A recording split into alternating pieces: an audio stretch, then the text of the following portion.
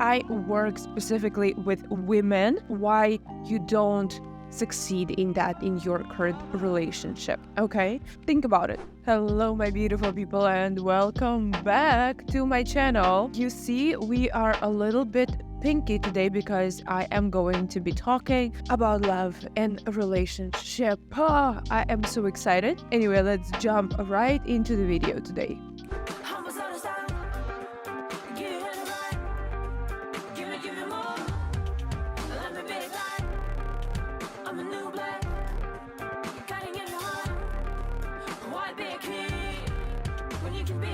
If you don't know, my name is Elizaveta S. I am a clinical psychologist, sex therapist, hypnotherapist. I work specifically with women on personal development, and I'm sharing some of the psychological hacks and tools on how to upgrade your life and how to be more in contact and understanding of why things that are happening to you are happening to you. So today I want to raise the topic of relationship and 5 reasons why you still don't have your love of your life in your life, okay? Why you still don't have life, good partnership, or why you don't succeed in that in your current relationship. Why I'm raising this conversation today. When I was growing up, I did not know how to build long-lasting relationship and was never seen by a man as a potential girlfriend or long-term partner, right? It was always very, very hard for me.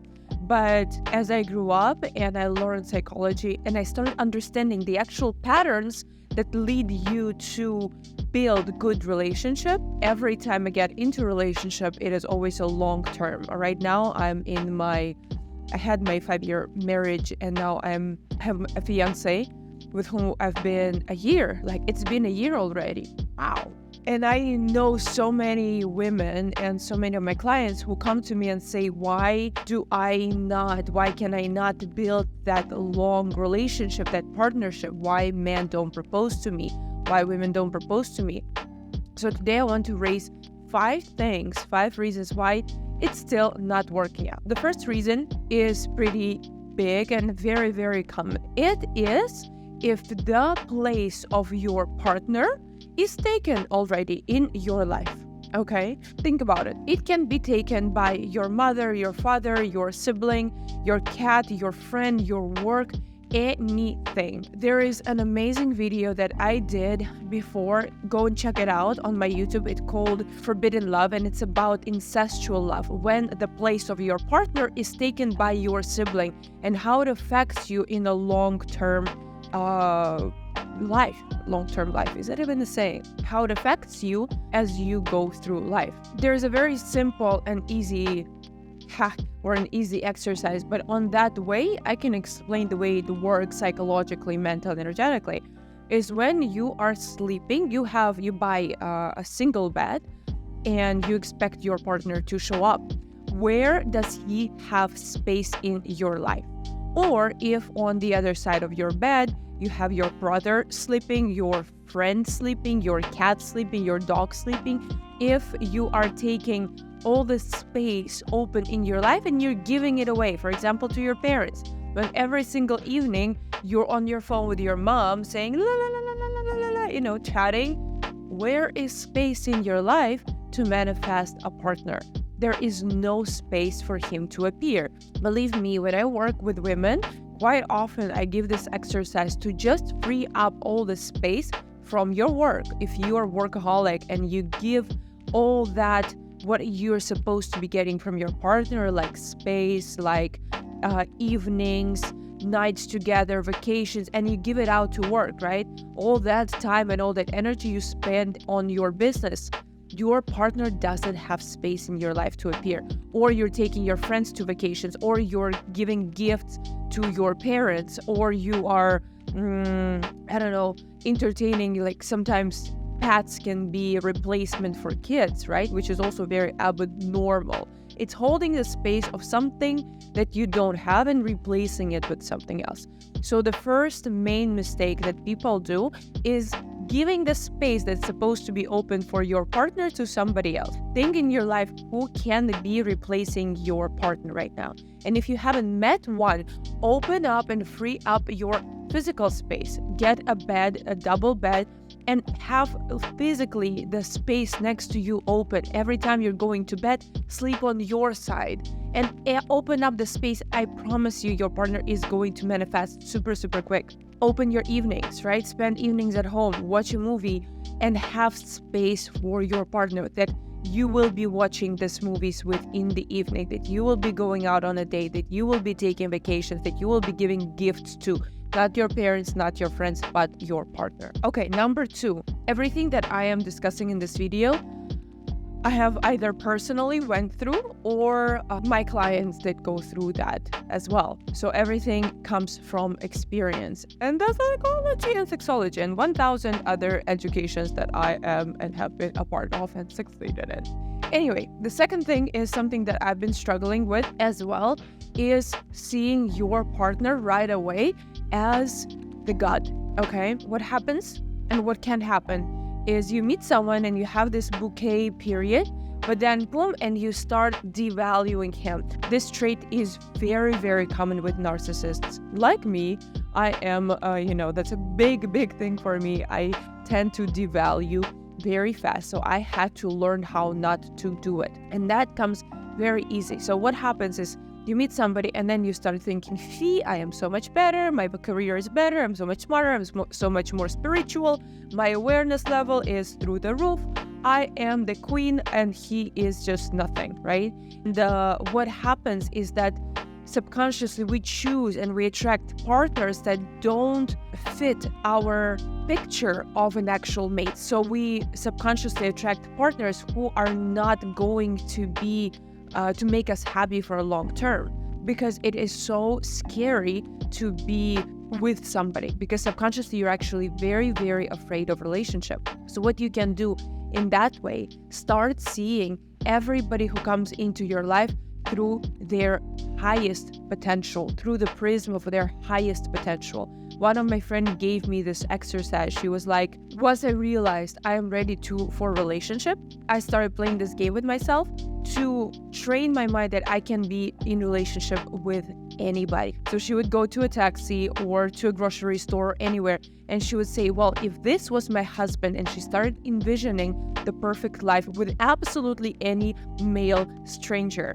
Oh, he's an Uber driver. He will be able to drive my kids to the school. We will drive here and there, and we will upgrade our car, la la la la la la la. So you start seeing everybody around you from their highest potential, right? And when you do that, you start seeing yourself from the highest potential as well. You see the other and you see yourself, because when we are not happy with anybody around us, all the triggers are actually the parts of ourselves that are triggering us, okay? If I'm not happy that my partner is not clean, then I'm not happy with my cleanliness, okay? If I am not happy that my partner is not polite enough, then I'm not allowing myself to be not polite, or I'm not allowing myself to be too polite, or I'm annoying myself with this politeness, God damn it. So it is always a reflection. Our partner is the best reflection in life, so we can learn so much from seeing what triggers us in our partner. So this is number 2, right? Start seeing your partner as the best, the highest person, from the highest potential point that he can ever be, and see him as your king. He's the king, he's the best, he's this, that, and I'm his queen, or I'm a king as well, whatever your relationship is. Honestly, we're all kings and queens.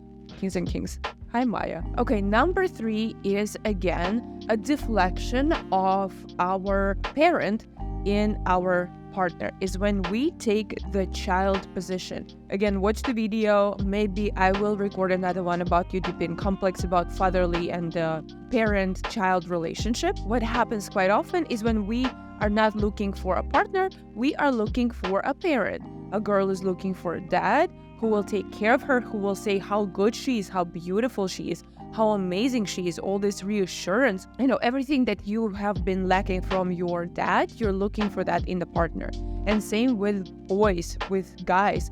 who are looking for their mother to be, to be controlling and dominant and push them, for example, or vice versa, to be nurturing and caring. So all these traits and all these needs that once have not been satisfied in a parent, you are reprojecting and repurposing it and putting it into your partner. So when you are in the child's position, when you are in a position of an infant, of a child, what kind of healthy relationship are you going to attract? You are not.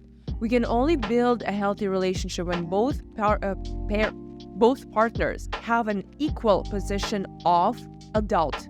When the adult sub-figure is dominating. Yeah, we should have a little bit of child, we should have a little bit of a parent in us. We have all these sub-personalities. There's actually an amazing test. I can add it down below if you want to take it, to learn and to see what position do you have. Are you an adult, or are you going towards, leaning towards a child or a parent? Because that is the partner that you are going to be attracting. If you're leaning towards a child, then you are going to be externalizing the need for your parent, and vice versa. It took me a long time to balance out my child and my my child and my parent inside of me, and get to the position of an adult. Because when you get to the position of an adult, you can give yourself all that.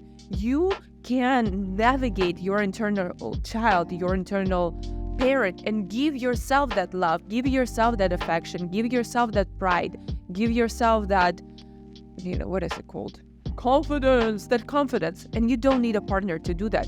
You need a partner to procreate, right? Because that is the primal position, the primal function of male and female. And you need your partner to enjoy your life with and have sex. Basically, that is what it is. You don't need your partner to be your mom or your dad, at least not dominating parent, a dominating position of a parent, right? Can be a little bit of that. Like, your partner still needs a little bit of that motherly love, and your partner needs a little bit of that, child flirtatiousness. But your main position should be coming from an adult to an adult. Number 4 is self-realization, especially for women. That thing is something that still triggers me. I know that for myself. I know that I am still growing in my professional career, in my professional realization, and I'm not projecting it onto my partner. What happens quite often, and I am probably going to offend some people right now, is when girls invest everything into themselves and then they find a man who is, again, that comes from the position of a child/parent relationship. They find a man who is supporting them, and that's it. They don't do anything else. Unfortunately, what happens in 10, 20 years, your beauty and your figure is going to fade away. And if you attracted your partner right away from this position of a child, you are going to grow up, if not mentally, then physically. And your partner, if nothing has changed, is going to be attracted to another girl who comes from that position of a child, if he has that need to take care of somebody. So your professional realization in society is very, very important. And only from being fully independent, I'm not saying necessarily only financially, you have to have that independent strength inside of you, that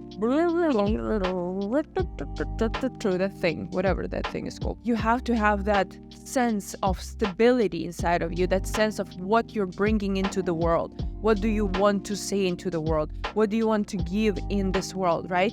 Not just be, I don't even know, not just be nothing, I guess. But some of your professional realization is very important. And I'm not saying to go and pursue a career. You can be a stay-at-home mom. You can be an amazing mother. You can be an amazing cook. You can be amazing anything. But your professional self-realization, self-actualization is when you go and you educate yourself, when you go and pursue your hobbies, when you go and pursue your say into the world, your impact on the world. It's very, very important to find a partner, a long-term partner with who you can grow and with who you can commit. Okay, and the last one, my tits look so freaking big in it. It's insane. The last one is also a part of relationship, is this: who is right? If you want to build good and long-lasting relationship, one of the things to be very aware of is, I hurt you, you hurt me. I hurt you, you hurt me.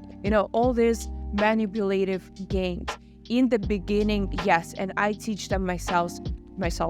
It's like I teach them myself. In the beginning, sometimes manipulation or pickup is a necessity. Like I use that myself, and I am open to say that I use it in my relationship, my current relationship right now, because we as social creatures, we still have these triggers, right? For somebody to stand out, if you please, in this pond of information, sometimes we need to get that little extra hook. But as we are moving on in relationship, as you're both committed and you're ready to stay in that relationship, the I'm hurting you, you're hurting me is a thing that you should look out for. Where does it come from? When you get into an argument or a fight and you need to be right at the end and you need to figure out who is right, who is wrong, and you do it through fight, sure, you can do it. You can figure out that you are right.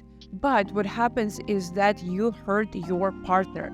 And do you really want to? You're going to end up being right. But do you want to live your life, live your days without having any sexual activity after that? And with a partner who does not feel masculine, who feels, you know what I mean, right? I am a very hard person to get into fights because I am very annoying in that I will be talking. Sometimes I do fight, I will be honest. And I do fight like a baby, like a big kid. But when I need to communicate something to my partner, I will be that person who will talk and talk and talk and talk and talk and talk and talk and talk and talk and talk and talk and talk and talk and talk and talk and talk until I understand that he understands my point of view and vice versa. And I try to understand his point of view and we get somewhere. But if your dominant relationship dynamic is when you need to feel right, you need to be right, just you and you're right, not to communicate what's happening to you and not to communicate what's happening, understand what's happening to him, but you just need that righteousness. Then you are subconsciously afraid of being with a powerful man. You're subconsciously afraid in being in an equal relationship. You're subconsciously afraid in building a long-lasting relationship. Yes, you will be right, but that fear that he is right, that he could be right, means that you're wrong, means that you are not safe in this relationship, means that you have to fight more, means that you're in a weak position and they're going to abandon you and leave you and you're going to end up alone on the street, okay? This is how that fear progresses on and on and on and on. So you need to build in that internal character that says, he can be right, I can be wrong, it doesn't matter. I'm building a relationship with a strong, with an independent, with a grown-up person, okay? We don't fight who is right, who is wrong. This is not my sibling, goddammit. I am not afraid to be in this relationship. And one of the great things that you can do if you need to build that, if that resonates with you, go and watch my meditation, the Goddess Meditation, because it works on building your internal power, the power that is inside of you. When you build it, you are not afraid if he's going to be right, okay? You're powerful anyway. You're independent, you're powerful. You don't need to fight who is right, who is wrong. You're just communicating and you're getting to know each other on a deeper level. Okay, these were 5 reasons, 5 main things about relationship. I wish you to find your perfect partner. I wish you to find the mirror that you can grow off of and become better and smarter and more successful and happy and all that stuff.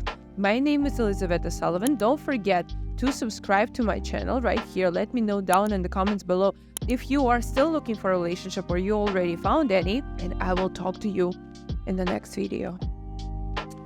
Bye.